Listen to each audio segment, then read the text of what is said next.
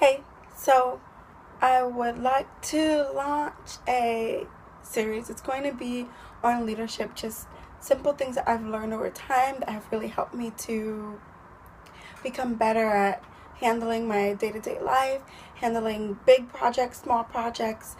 Some people have asked me how to handle life, how to carry all the things that happen, and then also how do you manage, doing 10 to 15 different things.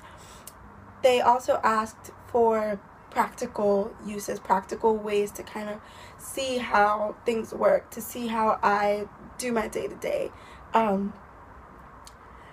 They understood that I use the Bible, that I'm Christian, that I use my faith, and that is my foundation. That's what I'm rooted in.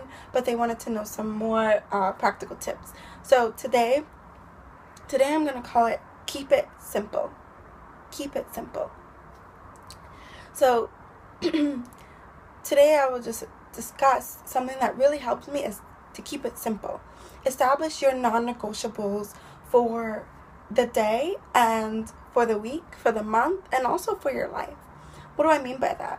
What I mean is a lot of times people get stressed out because life is completely disorganized. They have friends that they said that they were going to meet, but they forgot that they double booked them with this business meeting, and on top of that they have a meeting at church, but then they also have a spontaneous relative coming to visit, and it's all over the place. Your week is all over the place.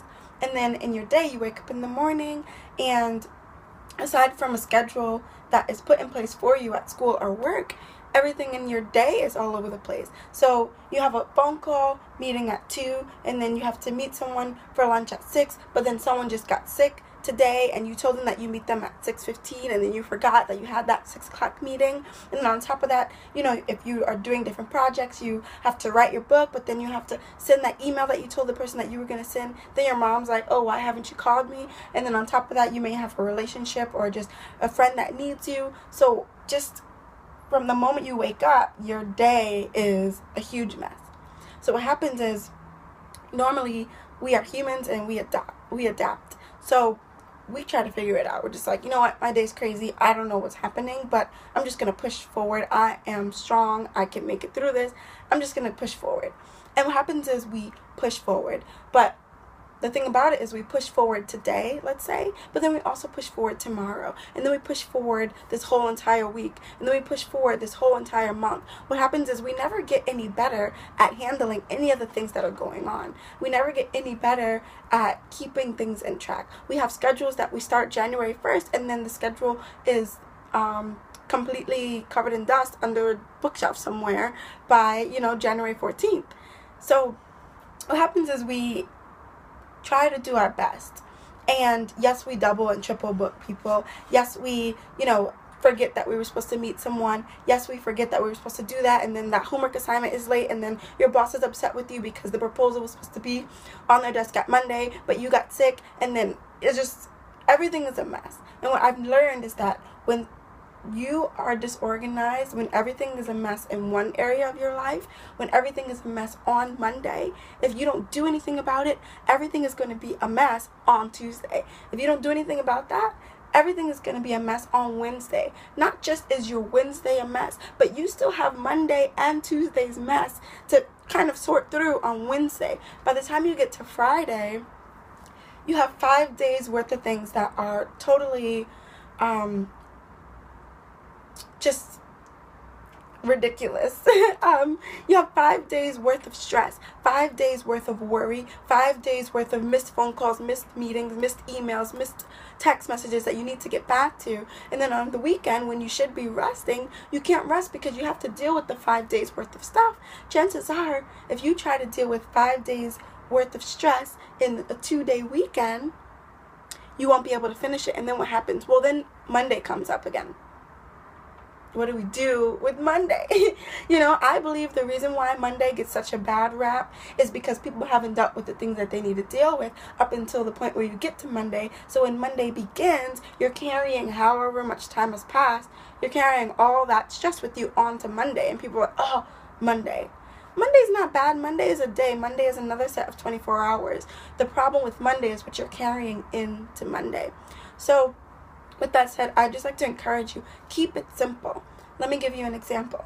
So I make a schedule, and I don't really keep to the schedule for the day. It's just impossible. I'm the type of person to make a schedule for, 5 minutes by 5 minutes. Literally, I want to do such and such by 11:30, and then by 11:45 I want to have this phone call, and then by 12 I want to eat lunch, and then at 12:15 I want to, write my book, and then I want to write for an hour. So at 1:15 I'll take a 15-minute break, and then life does not work like that, because all sorts of things happen, and you can try, and you get better with it over time, but honestly, you'll stay within that time span, but you probably won't hit it on the mark every single time. They're just things that are surprises, that come as surprises that you just have no control over, and that's perfectly fine. Allow yourself the grace to get a bit off schedule, but allow yourself the discipline to bring yourself back onto schedule. What tends to happen is we make a schedule for the day, and we get a little bit off, or something comes up, but then we never bring ourselves back. We're like, forget it, I'm just gonna watch Netflix. What? No, put yourself back on schedule. Make Netflix your reward for the night. If you finish everything that you needed to finish, those priorities that you listed on your schedule, then you can watch Netflix for however long you planned on watching it. But don't short circuit the process. So let's say you wake up in the morning, tomorrow morning. Let's say you wake up at 10. You wanted to wake up at 7, but hey, Grace, what do? Well, do you say, I'll just go make a 5-course breakfast, call a couple friends over, we're going to hang out? No. At 10 o'clock, you get yourself ready to start your day, and then your first thing that you do after you get yourself ready is what you planned on doing at 7. You see that? So yes, you have a 3-hour shift that's moved down a little bit, but you start at what you were planning on doing at 7, and you continue in that way. Now, maybe at 12 you scheduled a lunch, and maybe at 12 you scheduled a lunch, but at 9, you remember when you had your schedule set for 7, at 9 you said that you would meet someone. So now you can get a little bit creative. Can you have lunch with that person? So you kind of hit 2 birds with 1 stone, and you do what you said you were going to do. You're still following that time span, but you're also eating. You need to eat. You can't push everything back. I'm not eating until 4 p.m. You will faint, and you won't get through the rest of your day. So I hope that you understand what I'm saying. Keep it simple. Decide what you want to do, and map out ways to make that happen. Give yourself the grace to not necessarily follow your map exactly the way that you've written it out each day, but also decide not to be lazy. Decide not to just let life, get out of control. Because people always say that. They're always like, the time just got away from me. Time didn't get away from you. Like, time doesn't run from you. You either use it or it just keeps going. And it's not that it's running away from you when it keeps going. You're leaving it there. You're not using it. If you decide that you are going to go write a paper, right? You say, I'm going to write a paper at 3 p.m. and then you don't write that paper, and you kind of watch a movie for an hour. When you finish that movie, it's going to be 4 o'clock. Did time run away from you? Did time see you come in and go somewhere? No, you wasted that hour. So take ownership for the time that you have and keep it simple. I want to do this, this, and this today. I planned on doing this at 10, that second thing at 11, and that second thing at 12.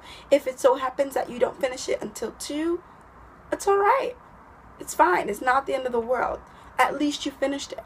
And then, hey, whatever your reward was, Netflix or a movie or, going out on a date, whatever it is, go give yourself that reward. But keep it simple. Don't stress yourself out. Don't set impossible standards. Choose to do what's important first, and then have fun later. You don't want to get to the point where you're like, I'm not going to have fun. I'm just going to work. And then you're so surprised when everything falls apart and you're stressed out. Give yourself the grace that you need to do things that you need to do, but also make it a point to do things in a timely manner. Don't get lazy just because you've given yourself grace, So I hope that is helpful. I hope that this week you've been encouraged to keep it simple. Don't make it all complicated, because no one can follow anything complicated. Follow your own schedule, and let me know how it goes.